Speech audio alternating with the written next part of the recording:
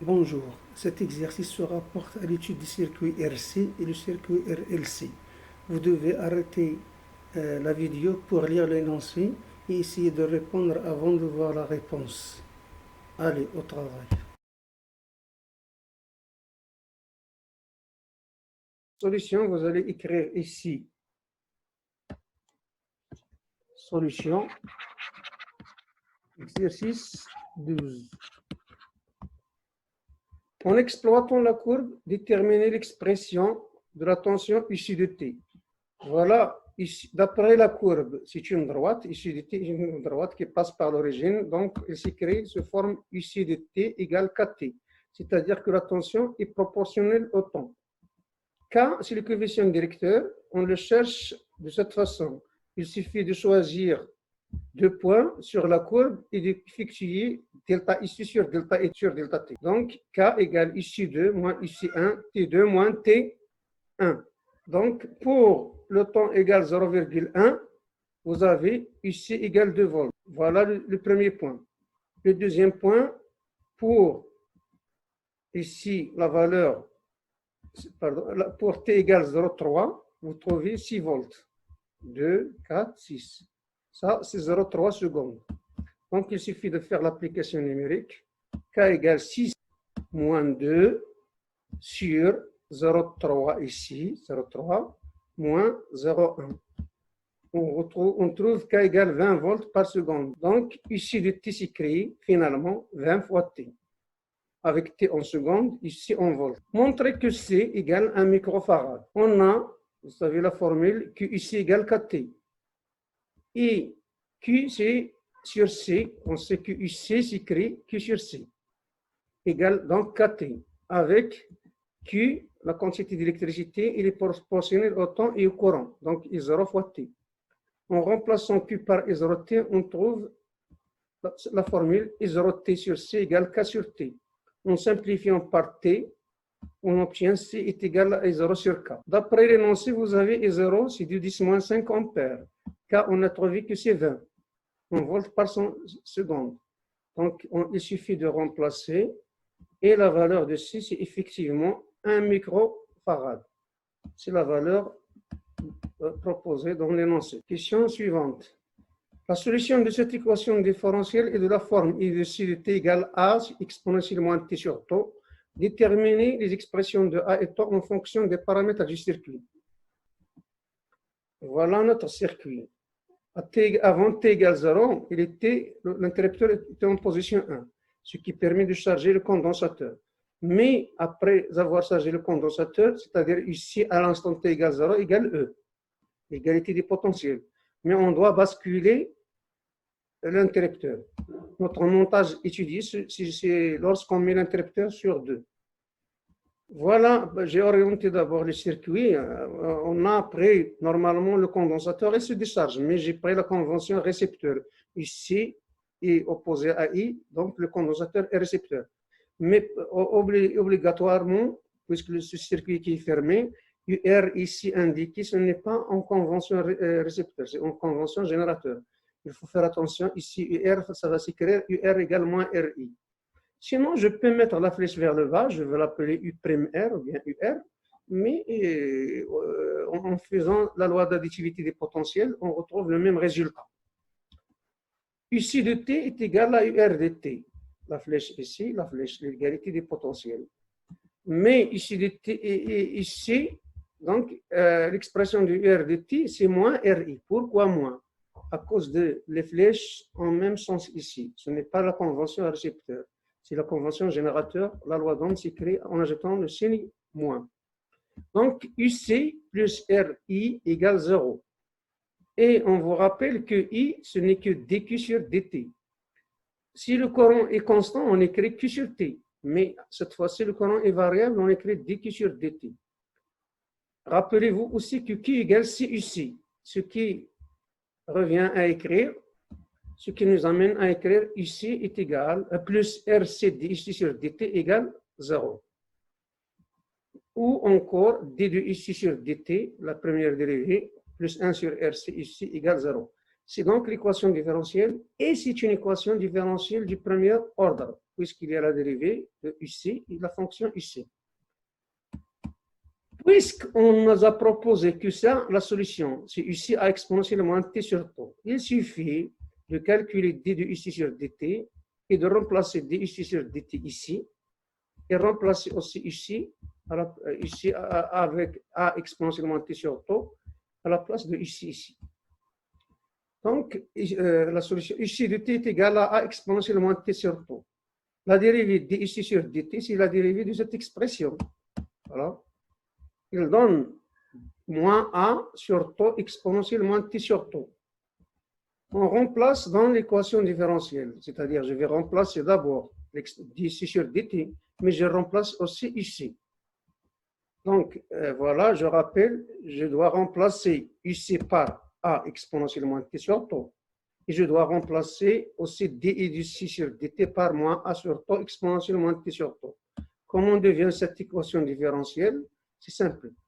Ça, c'est moins a sur t exponentielle moins t sur t, plus 1 sur rc a exponentielle moins t sur t égale 0. Il suffit de factoriser avec le terme commun, c'est a exponentielle moins t sur t. Il se répète ici. Donc, est égal à 0. Ça, vous avez un produit. Le temps, il change. Donc, ce terme-là n'est pas toujours nul. Et d'ailleurs, l'exponentielle ne s'annule jamais. Donc, le terme qui peut être solution, c'est le terme. Voilà. Ça, ce terme entre accolades, a exponentiellement t égale sur t ne s'annule jamais. Donc, c'est le deuxième terme qui doit être nul. Voilà donc la condition. Moins 1 sur t plus 1 sur rc égale 0. Cela veut dire que t égale rc. Vous vous rappelez, c'est la constante du temps du circuit RC. On n'a pas encore trouvé A. A, on va utiliser les conditions initiales, c'est-à-dire à t égale 0, la tension en borne du condensateur est égale à E, puisqu'il est initialement chargé. C'est l'objet de la question suivante, de l'étape suivante. La constante A est déterminée par les conditions initiales. À t égale 0, vous avez ici égale E. Donc, il suffit de remplacer dans la solution de l'équation différentielle. Condition donc condensateur initialement chargé. C'est-à-dire la justification pourquoi est égal à E. Donc, UC de 0, c'est E, voilà, mais est égal aussi à A exponentielle moins 0 sur t. Or, l'exponentielle de 0, c'est 1. Ça va vous donner donc est égal à A. Finalement, A égale E. Voilà. Déterminer graphiquement la valeur de t et vérifier la valeur de C trouvée dans la question 1-2. C'est très simple. On utilise la figure 4. Normalement, pour trouver t, vous avez vu en cours que pour t, il lui correspond la valeur maximale fois 0,37. Mais puisqu'il nous a donné la tangente, il vaut mieux prolonger la tangente. Voilà la tangente à quoi? À la courbe UC à l'instant t égale 0. Il coupe l'axe des temps en t, c'est 2. Donc, 2 quoi? 2 millisecondes. T égale 2 millisecondes. Vérification de la valeur de C. Donc, on veut vérifier la valeur trouvée 1 microfarad. Vous avez t égale RC. Or, on connaît R et on connaît maintenant temps. Il suffit de calculer C. C est égal t sur R. Avec la valeur de la résistance dans l'énoncé, c'est 2 10 puissance 3 ohms. T égale 2 millisecondes. Donc, 2 10 moins 3 sur 2 10 puissance 3. 10 puissance 3, il va devenir 10 moins 3. Donc, 1 10 moins 6. C'est bien 1 microfarad. Donc, c'est vérifié. Montrer que l'expression de l'énergie totale du circuit à l'instant T s'écrit. T est égal 1 sur 2 CU carré plus 1 demi de LU au carré. C'est très simple. On va partir de l'expression de l'énergie totale dans le circuit. E est égal à EE plus EM. L'énergie électrique plus l'énergie électromagnétique. Énergie magnétique. Donc, E égale 1 demi de CU carré plus 1 demi de LI au carré. Avec I égale moins UR sur R, mais puisqu'on va élever au carré, le signe moins n'a pas d'importance. E est égal à 1 demi de CU au carré plus 1 demi de L sur R au carré fois U R le tout au carré ici. Déterminer la valeur de delta E est égale à E1 moins E0, les variations de l'énergie totale du circuit entre les instants T1, T0 égale 0 et T1 égale 3,5 millisecondes. Interpréter ce résultat. Normalement, on doit d'abord chercher les valeurs de UC et de UR puisqu'ils figurent dans la formule d'énergie totale pour différentes valeurs, pour T égale 0 et pour T égale 3,5 secondes, millisecondes, pardon. Donc, voici pour 0. Vous avez UC de 0 égale 6 volts. Ici, UC de 0 également 3 volts. Attention, 1, 2, 3. Chaque carreau, c'est 1 volt. Par contre, pour T égale quoi 3,5, vous avez 0,5, 1, 1,5, 2, 2, je répète, 0,5, 1, 1,5, 2, 2,5. Attention, ici on a calculé à 3 millisecondes. D'accord? Donc vous allez faire attention sur ça. J'ai calculé moi à 3 millisecondes. 1, 2, 3, 4, 5, 6. Dans l'énoncé, on nous a demandé de calculer delta E entre 0 et 3,5 millisecondes. Moi, je l'ai calculé à 3 millisecondes. Ce n'est pas grave, puisque les mêmes étapes de calcul, je ne vais pas perdre de temps pour le recalculer. Ici, ici de T2 est égal à 1,3 volts. Ici, R de T2 égale moins 1,2 volts. Je rapporte ces valeurs, ces valeurs sont très importantes parce que je vais faire après E1, E2, E1, E0, puis la différence. Ici, voilà le tableau récapitulé et voilà l'expression de l'énergie. Je vais calculer d'abord pour L égale 0,1 Henri, c'est une donnée de l'exercice. Donc E0, c'est-à-dire je vais remplacer ici de 0, c'est volts, UR de 0, c'est moins 3 volts. Et L, c'est 0,1 volts. Ça va donner E0 égale 1,881 10 moins 5 joules.